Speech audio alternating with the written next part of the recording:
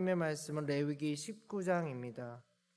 레위기 19장의 말씀을 우리 드라마 바이블로 함께 듣도록 하겠습니다. 제 19장.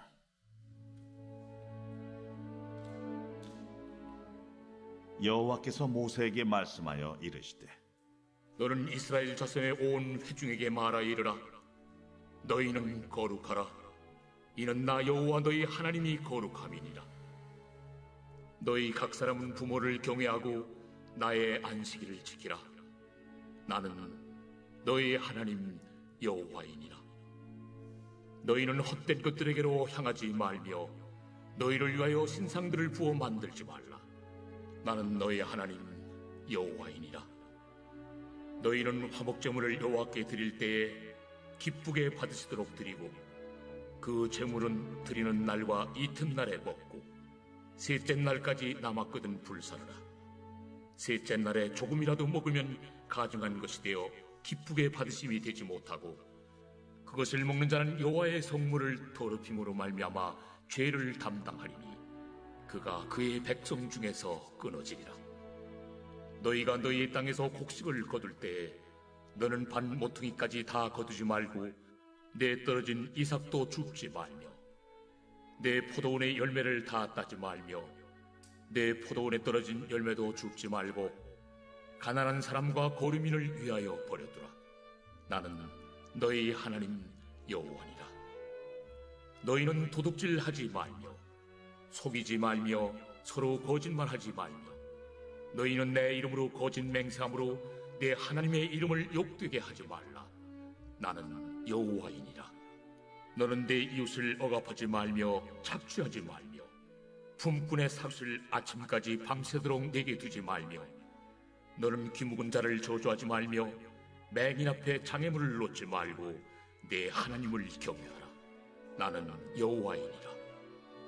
너희는 재판할 때 불의를 행하지 말며 가난한 자의 편을 들지 말며 세례 있는 자라고 두둔하지 말고 공의로 사람을 재판할지며 너는 내 백성 중에 돌아다니며 사람을 비방하지 말며 내 이웃의 피를 흘려 이익을 도모하지 말라. 나는 여호와이니라. 너는 내 형제를 마음으로 미워하지 말며 내 이웃을 반드시 견책하라. 그러면 내가 그에 대하여 죄를 담당하지 아니하리라. 원수를 갚지 말며 동포를 원망하지 말며 내 이웃 사랑하기를 내 자신과 같이 사랑하라. 나는 여호와이니라. 너희는 내 규례를 지킬지어다. 내 가축을 다른 종류와 교미시키지 말며 내 밭에 두 종자를 섞어 뿌리지 말며 두 재료로 직조한 옷을 입지 말지며 만일 어떤 사람이 다른 사람과 정혼한 여종 곧 아직 속량되거나 해방되지 못한 여인과 동침하여 설정하면 그것은 책망을 받을 일이니라. 그러나 그들은 죽임을 당하지는 아니하리니 그 여인이 해방되지 못하였기 때문이니라. 그 남자는 그 속건제물 곧 속건제 순양을 회막문 여호와께로 끌고 올 것이요 제사장은 그가 범한 죄를 위하여 그 속건제 순양으로 여호와 앞에 속죄할 것이요 그리하면 그가 범한 죄를 사함 받으리라. 너희가 그 땅에 들어가 각종 과목을 심거든 그 열매는 아직 할례받지 못한 것으로 여기되 곧 3년 동안 너희는 그것을 할례받지 못한 것으로 여겨 먹지 말 것이요 넷째 해에는 그 모든 과실이 거룩하니 여호와께 드려 찬송할 것이며 다섯째 해에는 그 열매를 먹을지니 그리하면 너희에게 그 소산이 풍성하리라. 나는 너희의 하나님 여호와이니라. 너희는 무엇이든지 피째 먹지 말며 점을 치지 말며 술법을 행하지 말며 머리카락을 둥글게 깎지 말며 수염 끝을 손상하지 말며 죽은 자 때문에 너희의 살에 문신을 하지 말며 무늬를 놓지 말라. 나는 여호와이니라. 내 딸을 더럽혀 창녀가 되게 하지 말라. 음행이 전국에 퍼져 죄악이 가득할까 하노라. 내 안식일을 지키고 내 성수를 귀히 여기라. 나는 여호와이니라.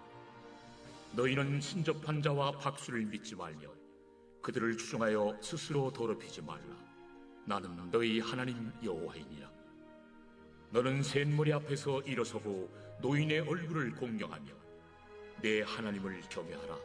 나는 여호와입니다. 거류민이 너희의 땅에 거류하여 함께 있거든 너희는 그를 학대하지 말고 너희와 함께 있는 거류민을 너희 중에서 나은 자같이 여기며 자기같이 사랑하라. 너희도 애굽 땅에서 거류민이 되었었느니라. 나는 너희의 하나님 여호와이니라. 너희는 재판할 때나 길이나 무게나 양을 잴 때 불의를 행하지 말고 공평한 저울과 공평한 추와 공평한 에바와 공평한 신을 사용하라. 나는 너희를 인도하여 애굽 땅에서 나오게 한 너희 하나님 여호와이니라. 너희는 내 모든 규례와 내 모든 법도를 지켜 행하라. 나는 여호와이니라. 아멘. 신앙생활 중 가장 중요한 활동이 무엇인지 묻는다면 열의 아홉은 아마 예배라고 답하실 것입니다. 맞습니다. 교회에 나와 하나님께 예배하고 경배하고 찬양하고 말씀을 듣고 우리의 기도를 드리는 그 시간이 참 귀하고 귀합니다. 특별히 한국교회는 예배가 참 많습니다. 주일 예배, 찬양 예배, 새벽 기도회, 수요 기도회, 특별 예배 등등. 이름과 또 시간이 조금 차이가 있을 뿐이지 거의 형식은 비슷합니다. 또 그 예배 가운데 우리는 자신을 돌아보고 회개하며 결단을 합니다. 그렇게 진심을 다해 예배드리면 분명 예배 전과는 다른 내가 느껴집니다. 예배 전과 예배 후의 다름, 하나님을 만나 결단했기 때문에 느껴지는 다름을 우리는 거룩한 경험이라고 말할 수 있습니다. 실제로 거룩이란 단어 안에는 분리와 구별함이 포함됩니다. 예배를 통해 우리는 세상과 다른 기쁨과 감사, 세상과 다른 삶의 가치를 알게 됩니다. 그런데 단순히 예배 시간을 잘 지키는 것, 예배에 빠지지 않는 것, 예배의 형식을 잘 갖추준 것이 거룩을 보장해 주지는 않습니다. 진정한 거룩이란 교회라는 장소나 예배 시간, 예배의 횟수 때문에 주어지는 것이 아니라 하나님과의 만남을 통해 이루어지기 때문입니다. 그런 의미에서 레위기 19장 2절은 우리를 향한 하나님의 진심이 담겨져 있습니다. 너희는 거룩하라. 이는 나 여호와 너희 하나님이 거룩함이니라. 이는 다시 말해 내게 집중하라. 나를 경험하라. 나와 하나가 되라는 주님의 명령입니다. 놀라운 것은 하나님께서 예배 시간에만 만나 주실 것이라 말씀하지 않으셨다는 사실입니다. 물론 레위기 전반부에서 세세하게 제사의 형식과 방법을 가르쳐 주시며 하나님의 뜻에 합당한 예배를 통해 거룩함을 허락하시겠다고 말씀하십니다.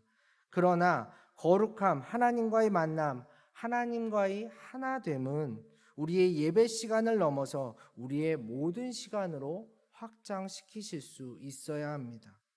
바로 삶이 예배가 되어야 하고 삶의 모든 순간에 하나님을 만나야 한다는 뜻입니다. 그렇다면 어떻게 삶의 모든 순간에 하나님을 만나며 거룩한 삶으로 한 걸음 더 다가갈 수 있을까요? 레위기 19장에서는 그 거룩함의 방법을 이렇게 말씀하고 계십니다. 하나님 안에서 연약한 자를 돌보고 사회를 정의롭게 만들며 사람과 자연을 사랑해야 한다고 말이죠. 즉 하나님에 대한 사랑을 표현하는 제사와 이웃의 사랑을 표현하는 우리의 삶이 하나가 되어야 한다는 뜻입니다. 특별히 거룩하라는 명령 다음에 나오는 3절과 4절의 말씀이 부모를 공경하라, 안식일을 지키라, 우상을 섬기지 말라는 것입니다. 이 세 가지를 연결시켜 볼 때 우리의 거룩한 삶의 첫 걸음은 온 인류의 부모 되신 하나님을 진심으로 예배하고 그분만이 참된 주인으로 그분만이 참된 구원자로 인정하라는 것이죠. 그리고 5절부터 8절까지는 하나님께 드리는 제사 중에 특별히 화목제물을 언급하고 있습니다. 이렇게 화목제물을 강조한 이유는 이 제사에 드린 제물의 일부만 허락된 고기를 제물을 드린 자와 제사장이 함께 먹어야 하는 친교와 화해의 의미가 있기 때문입니다. 그것도 이튿날까지 다 먹어야 하기에 욕심을 부릴 수 없고 여러 사람이 다 같이 함께 먹어야 합니다. 그리고 9절부터는 본격적으로 약자에 대한 보호법과 정직화, 정의로운 사회를 위한 규정들을 명하십니다. 간단히 말씀드리면 가난한 자와 외국인 나그네를 위해 밭과 과수원의 작물 중 일부를 남겨야 합니다. 또한 이웃을 억압하거나 착취하지 말아야 하고 장애인을 보호하여야 하며 남녀노소, 부한자나 가난한 자나 재판만큼은 공정하게 받을 수 있게 만들어야 합니다. 당연히 속여 이익을 얻는 일이 없어야 하고 진실된 결혼과 가정생활을 하여야 하며 신앙 공동체를 망가뜨리는 우상의 행위들을 금해야 합니다. 그리고 특별히 자연에 대한 명령도 있습니다. 가나안 땅에 들어가 3년 동안 그 밭에, 그 땅의 과실을 먹지 말아야 합니다. 이 정결의 시간이 지나면 넷째에 과실을 하나님께 드린 후에 다섯째 해부터 하나님께서 더욱 풍성히 주시는 과실을 먹을 수 있습니다. 이는 회복해야 할 거룩한 영역이 바로 인간의 삶의 영역을 넘어서 하나님이 창조한 모든 피조물 가운데 이루어져야 함을 나타내고 있습니다. 그리고 이 회복의 실천을 바로 하나님을 주님으로 믿는 이스라엘에게, 하나님을 구원자로 믿는 이 땅의 교회 공동체에게 바라고 계십니다. 사실 오늘 나온 구절들을 잘 살펴보면 하나님이 주신 10가지 계명, 즉 10계명의 확장이라고 할 수 있습니다. 하나님은 새로운 무언가를 더 명령하시고 더 명령하신 것이 아니라 이미 말씀하신 바를 더 알아듣기 쉽게, 더 이해하기 쉽게 반복하고 계십니다. 그리고 우리는 이 모든 계명이 결국 하나님 사랑과 이웃 사랑으로 귀결된다는 사실을 잘 알고 있습니다. 사랑하는 용인영락교회 성도 여러분, 저도 여러분이 아시는 바를 다시 한번 말씀드립니다. 예배 시간에만, 기도 시간에만 하나님을 만나지 마십시오. 여러분의 가정이, 직장이, 여러분의 삶의 모든 영역이 하나님의 발 아래 있음을, 하나님을 만나는 성전임을 인정하십시오. 사람을 대할 때 하나님을 대하듯 하시고 연약한 사람을 만날 때 내 가족처럼 도와주십시오. 함께 기도하고 차별 없이 친구가 되어주십시오. 자연을 돌보며 신음하는 세상을 회복시키기 위해 노력하십시오. 비록 내가 하는 이 실천들이 너무나 작고 보잘것 없어 보여도, 또한 잘 하다가도 내 본 모습이 올라와서 실패한다 할지라도 하나님께서 이를 기뻐하시며 우리의 삶의 예배를 받아 주실 것입니다. 또한 우리의 부족함을 채우실 것이고 더 나은 그리스도인이 될 수 있도록 인도하실 것입니다.